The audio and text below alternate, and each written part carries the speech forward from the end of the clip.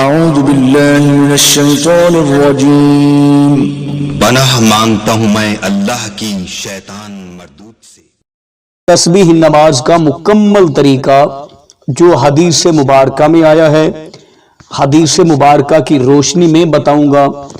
نبی کریم صلی اللہ علیہ وسلم نے یہی والا طریقہ صحابہ کرام کو بتایا۔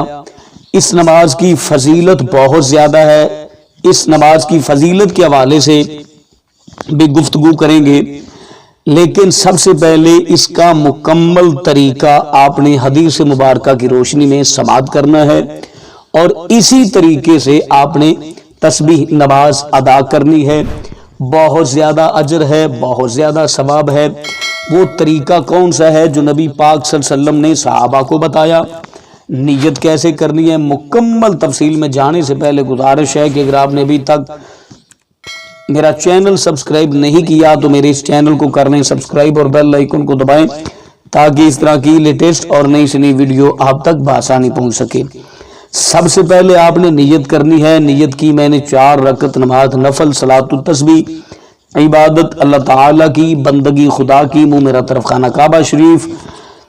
آپ اگر امام کے پیچھے ہیں تو آپ نے اتنا کہنا ہے کہ پیچھے اس امام کے، اگر آپ تنہا نماز پڑھ رہے ہیں، اکیلے نماز پڑھ رہے ہیں، تو آپ نے پیچھے اس امام کے نہیں کہنا، بلکہ آپ نے کہنا ہے منہ میرا طرف خانہ کعبہ شریف، اللہ اکبر کہہ کے آپ نے ہاتھ باندھ لینے ہیں۔ سب سے پہلے آپ نے ثنا پڑھنی ہے نماز والی، تعوذ اور تسمیہ پڑھنے کے بعد 15 مرتبہ تیسرا کلمہ یعنی سبحان اللہ والحمد للہ ولا الہ الا اللہ واللہ اکبر پڑھنا ہے۔ اس کے بعد آپ نے سورۃ فاتحہ شریف پڑھنی ہے۔ سورۃ فاتحہ کے بعد جو بھی آپ کو سورت آتی ہے آپ نے وہ والی سورت پڑھ لینی ہے۔ سورۃ فاتحہ اور سورت پڑھنے کے بعد آپ نے 10 مرتبہ پھر قیام کی حالت میں 10 مرتبہ تیسرا کلمہ پڑھنا ہے، یعنی سبحان اللہ والحمد للہ ولا الہ الا اللہ واللہ اکبر۔ اس کے بعد آپ نے رکوع میں چلے جانا ہے۔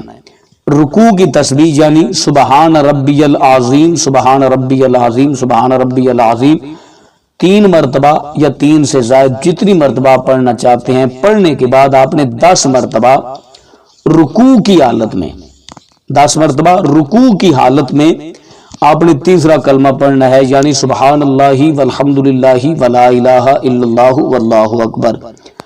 10 مرتبہ یہ کلمہ پڑھنے کے بعد آپ نے پھر کھڑے ہو جانا ہے۔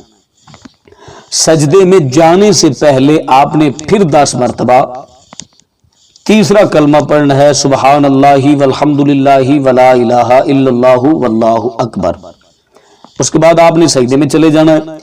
سجدے میں جا کر آپ نے 3 مرتبہ یا 3 سے زائد مرتبہ سجدے کی تسبیح یعنی سبحان ربی الاعلی، سبحان ربی الاعلی، سبحان ربی الاعلی پڑھنے کے بعد 10 مرتبہ پھر تیسرا کلمہ سجدے کی حالت میں پڑھنا ہے، یعنی سبحان اللہ والحمد للہ ولا الہ الا اللہ واللہ اکبر۔ اس کے بعد آپ نے سجدہ سے سر اٹھا کر بیٹھ جانا ہے۔ دونوں سجدوں کے درمیان بیٹھ کر آپ نے 10 مرتبہ پھر تیسرا کلمہ یعنی سبحان اللہ والحمد للہ ولا الہ الا اللہ واللہ اکبر پڑھ لینا ہے۔ اس کے بعد آپ نے دوسرے سجدے میں چلے جانا ہے۔ دوسرے سجدے میں جا کر پہلے سجدے کی تسبیح آپ نے پڑھنی ہے، اور پھر آپ نے تیسرا کلمہ یعنی سبحان اللہ والحمد للہ ولا الہ الا اللہ واللہ اکبر آپ نے پڑھ لینا ہے۔ اب آپ کی 1 رکعت مکمل ہوگی۔ 1 رکعت میں آپ نے 75 مرتبہ 75 مرتبہ تیسرا کلمہ پڑھنا ہے۔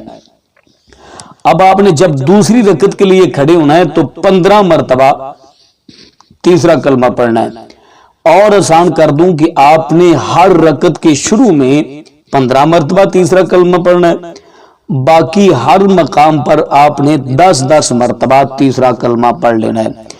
ٹوٹل آپ نے ان 4 رکعتوں میں 300 مرتبہ تیسرا کلمہ پڑھنا ہے۔ اس کی فضیلت کے بارے میں نبی کریم صلی اللہ علیہ وسلم نے حضرت عباس رضی اللہ تعالیٰ عنہ کو فرمایا کہ اے چاچا، میں تجھے ایک ایسا عمل نہ بتاؤں کہ ایک کام کرنے سے اگلے پچھلے چھوٹے بڑے صغیرہ کبیرہ جو ظاہراً کیے، جو پوشیدہ کیے، چھپ کر کیے، سب کے سب گناہ جو ہے نا اب کہ اللہ تعالی معاف فرما دے گا۔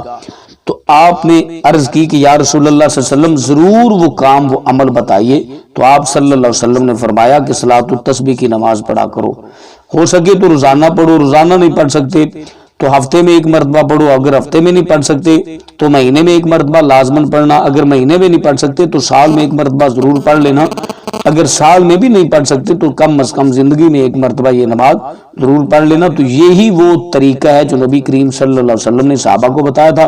تو مجھے امید ہے کہ میری ویڈیو آپ کو اچھی لگی ہوگی۔ اس ویڈیو کو فیملی ممبرز اور دوست احباب کے ساتھ لازماً شیئر کر دیں تاکہ وہ بھی یہ طریقہ سن سکیں۔ تو اللہ